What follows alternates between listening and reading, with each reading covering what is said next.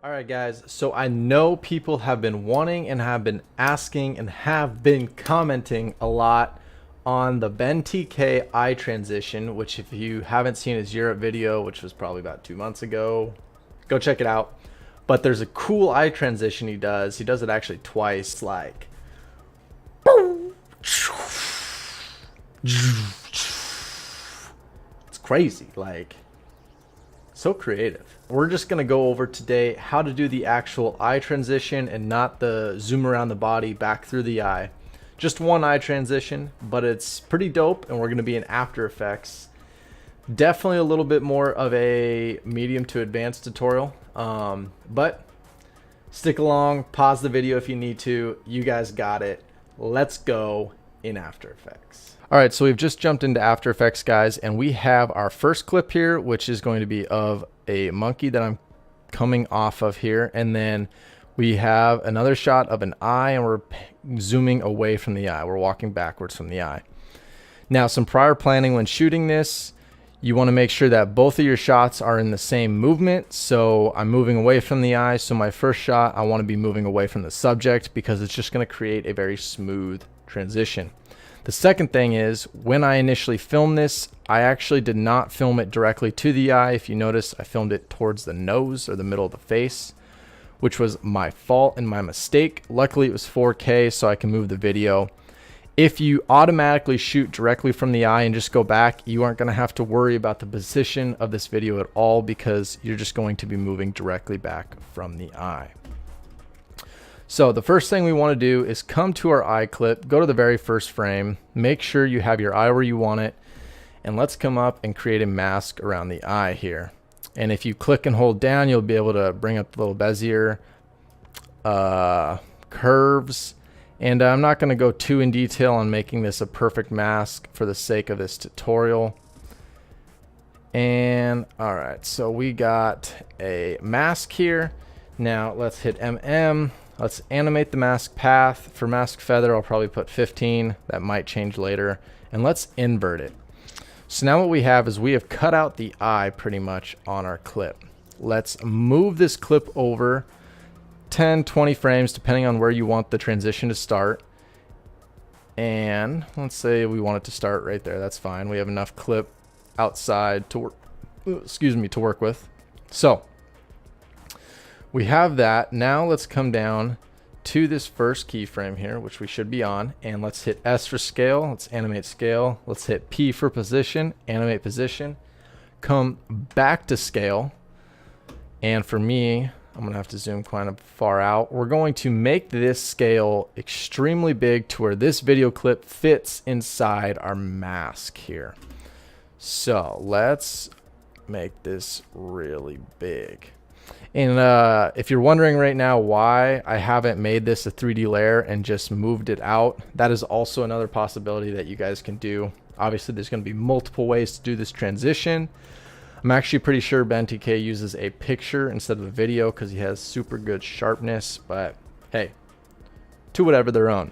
So make sure that video fits inside there, which it might, and you're going to have to move the position around. So that's looking probably pretty good right there, I would say. And then now let's go forward to somewhere towards the end of the clip here. And now let's change the scale back to 100. And let's move this back to over here where the center of the eye, or the video, the eye is in the center of the video. So now we have our clip, which is good. Now, obviously, our mask is not following our eye, which we're going to have to fix next. So let's go back to that beginning. Let's hit MM to create a mask here, or to go back to our mask property, sorry.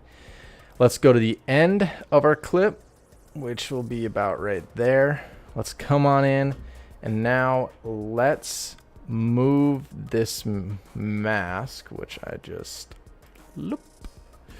Let's move this mask over the eye here, and if I can get it going right, come on. Nope, it's not gonna let me. Damn. So get it to fit over the eye. Like I said, I'm not going to worry too much, but there we have that. Now let's watch it and see if it, okay, so that worked pretty good. Cool. So now what you see is we have our video of our monkey coming, and we're coming off of the subject here, and then this is going to come in. Now if you notice, it kind of comes in a little weird because I'm going to have to go back to our position here, and I'm going to actually have to, whoa, whoopsies, come here to the clip, and I'm actually going to have to move that position because I want it to come directly from the eye. And this is my mistake for not filming it directly from the eye. But right there looks like it's not too bad. Let's see.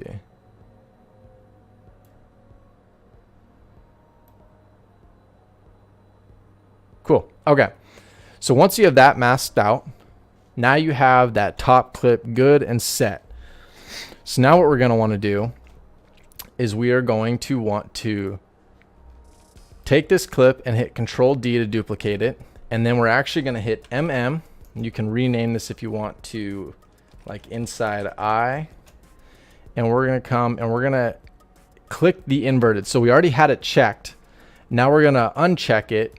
And what that's going to do is that's going to now be just masking out the eye, which is what we want. So now we have this cool masked out eye, and we have the masked out mask of our face here. So we have two separate layers here.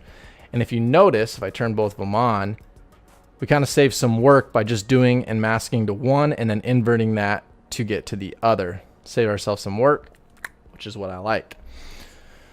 All right, so the next thing you're going to want to do is right click, new solid, and we can actually call this eye or eyeball, whatever you want to call it. Make sure it's black. It's your comp size. And then what we're going to do is we're going to make this just the length. Actually, make it a little bit bigger. Control Shift D to split it here. Let's come in, come up to your mask options, choose ellipse. Draw a nice little ellipse here. Bam. Now I'm going to go somewhere where I can kind of see where the eye is. Just going to be like right there. Drag this out. So bam. So I went to the end of where our keyframe stopped. So pretty much where the mask transition is going to kind of end.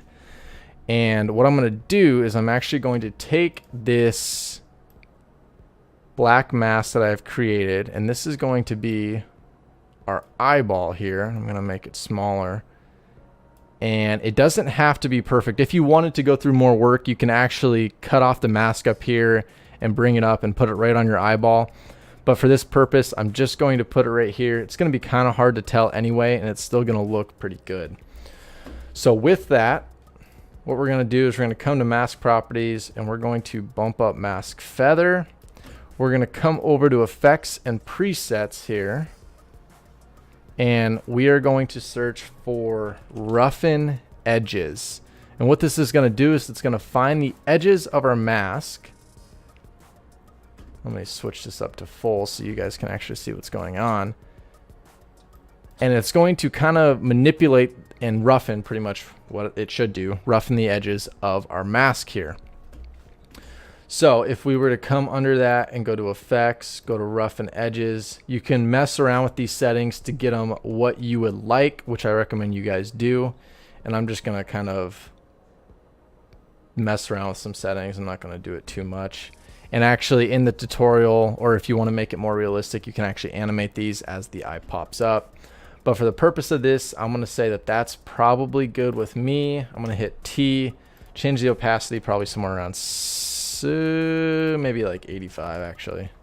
Yeah, okay, cool. All right. So now in this tutorial, I don't know if you noticed, but the eye actually comes in before the actual video does. So what we're going to end up doing is we're going to come to the beginning here where we want this to occur. So let's see, let's go up maybe 1, 2, 3, 4, 5. Let's go 5 keyframes. Let's hit scale on our eyeball, and let's actually scale this to 0. Then let's come up maybe right here, and now let's scale it up to what we think fits. And this is going to be based off of your eye clip here, but we will say maybe we'll maybe go with this, and then as this eyeball starts to come in here, I'm gonna actually turn off the inside eye mask here so we can actually see what's going on. So as this is coming down, now what you're gonna wanna do, so let's see, so it actually, we're gonna wanna probably put it right there, because you're trying to keep this eyeball in the center of your eye here. So right about there is where you're gonna have to start then animating the scale of this thing. And say you want this bigger, which you can do definitely. If we wanted this to be way bigger, we can make it way bigger, something like right there. And then we're just gonna have to start animating the scale and position of it right here, so that way it doesn't overlap with our actual eye mask. So let's do that. So let's say we want it to be this big right here.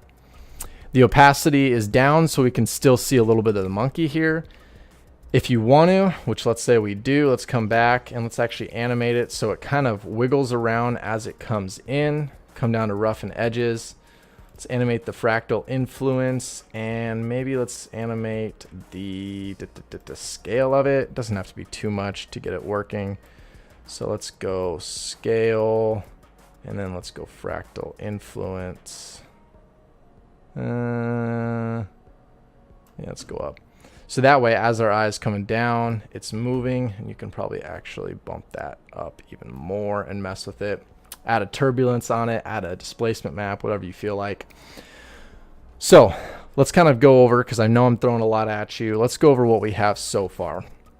We have our clip coming in, and then we have our eyeball, the black part of your eye, coming up, and it's wiggling and animating as it's coming up. And it gets to a point to where we like it to be this big. And then our bottom layer here, which is our mask of our face without the eye, is then now zooming in to scale to our original comp size. So as this is coming in, we are going to have to start animating this eyeball about right here. Otherwise, it's going to overlap with our eyes. So let's go about right there. I like that. So let's come back up to our eyeball here, which is still our solid layer. Let's hit S for scale. We already have a keyframe right there. And then now let's come down to right here, which is where we placed our last keyframes, which is where this mask is going to end. And now what we need to do is bump down this scale. Let's actually turn on the inside eye here just so we can kind of see what's going on. And I'm going to make that probably a little bit smaller.